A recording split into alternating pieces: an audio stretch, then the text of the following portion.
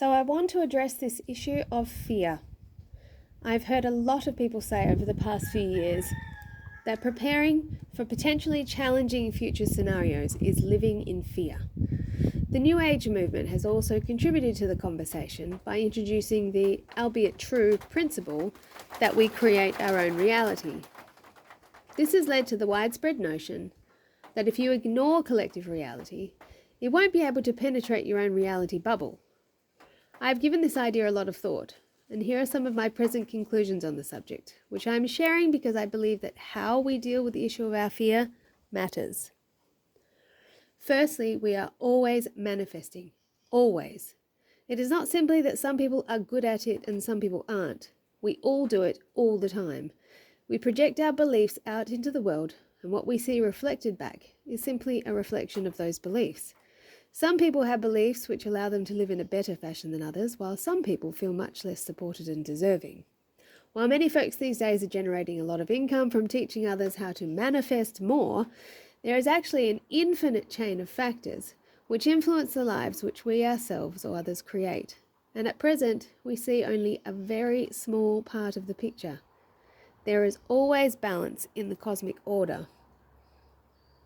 Most importantly, we also live in a shared reality because we are not, though we may feel that we are, energetic islands. An intriguing and illustrative example of this happened during the Second World War. When the Germans invaded Poland, they rounded up many Poles from remote villages and put them into camps. These Poles were frightened and nonplussed and sought explanation from fellow detainees. It turns out they hadn't even been aware that there was a war going on. You see how well we are able to perceive the truth and the whole of our collective reality depends upon how limited we are, not just externally in terms of having access to information, but also internally, or our level of resistance or fear toward accepting certain information. Just because we do not want to believe something could be true does not mean that it is not true. We are not independent of the whole.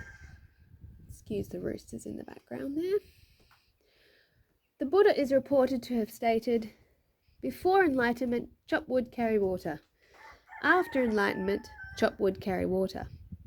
I take this to mean that spiritual evolution is not so much about changing the details of your daily life as it is about changing how you experience the details of your life.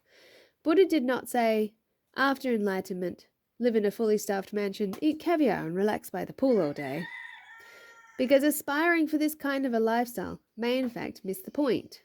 The point, of course, is about coming to a place of complete acceptance about whatever life presents, rather than staying stuck in the duality mentality that some experiences are positive and to be sought, while some are negative and to be avoided. I know that this completely goes against our programming to see life from such a perspective, but I think that that just further proves the point of why enlightenment, or the inner alignment, unification of the duality within, is a challenging state to achieve. In the case of someone who feels miserable with their life of chopping wood and carrying water, the manifesting camp would tell you, you don't need to stay stuck in that way of living. You just need to truly believe you are worth more and you will attract better circumstances. This is indeed the case. If you are able to successfully overwrite your programming with a new belief, you can absolutely have a different experience. But then afterwards, how do you feel about chopping wood and carrying water? Do you now believe that those activities are beneath you? Do you now hire someone else to do them for you? Are those activities not beneath those other people too, if such are inherently unworthy activities? Or do some people still deserve less because they haven't yet worked out the secret to a happy life? Unlike some modern teachings, true spirituality demands that to attain a higher consciousness, we cease to run from the things which we find unpleasant and difficult, but learn to accept and embrace them before or in order to expand to our greater potential. Only then do we become truly free and unlimited in our responses to whatever we might face in life. So funny. It's like when you get on the phone, suddenly all of the kids start making heaps of noise and wanting your attention. I think the roosters are doing the same thing. Anyway, I think it is important to point out that the most highly evolved beings ever to grace our planet did not try to run from suffering or from people who seek to inflict it. Jesus, an obvious example, who had loyal followers that would have fought to protect him, and was purported to have the power to perform mighty miracles, made no attempt to avoid being taken, tried, and crucified for a much higher purpose. Mahatma Gandhi chose to live in poverty for the better part of his life, so that he might feel at one with the oppressed peoples of his nation. He was beaten and imprisoned numerous times, but never resisted such treatment. He also inspired millions of followers who would have gone to war against the British had he asked it of them, but instead he taught them to stand and face their oppressors in calm solidarity, unarmed, even if they were slain as a result, which many were. He taught them not to give in to their fear, not to be victimized, but to do what was right, no matter the consequence to themselves or their loved ones.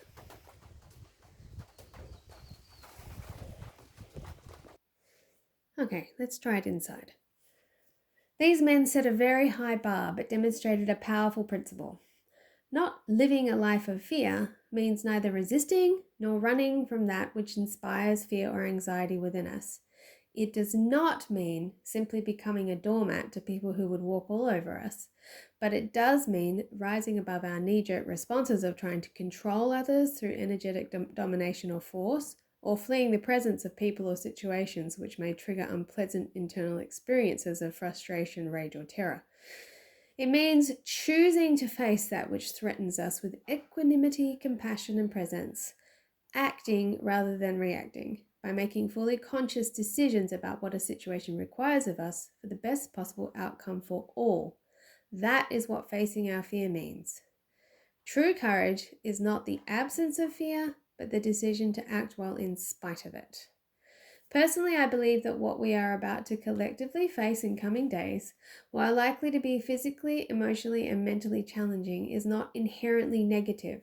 Rather, it will be a rite of passage, a purification by fire, if you will, that we need to go through in order to finally confront and transmute all of our collective fears. I believe it will be a final great purging to uncover what fears we are really harboring, aka ignoring, whether consciously or unconsciously, and to see how well we can stay in alignment with love or our higher self when all of the structures we have hitherto relied upon start to fail. Already in so many places, we see that the walls people have built to keep themselves safe from those by whom they feel threatened are being breached. The dam is beginning to burst, and it is only the beginning. Maybe what lies ahead is something we can physically prepare for, or maybe it isn't. I do believe that we could change the way we live today if we collectively decided to do so. I believe that it is absolutely within our physical capabilities to co-create a new reality based on local, sustainable, self-governing communities if we decided to. But perhaps it is not yet within our emotional capacity to do so. Globally, we could have all used the time between COVID and the present moment to build alternative, non-digital reliant food, communication, and other essential systems which we didn't have to support us back in 2020 when the government tried to deny us access to the systems they control. To be fair, some people have tried, but I don't know that enough alternative structures have been created to provide the support we will need when the rug gets ripped away again, as it will. Or perhaps we still will, and there is still time. What I do know is that the proverbial black cat has been sneaking up on us for a very long time, and it is very close now, just waiting for the right moment to spring.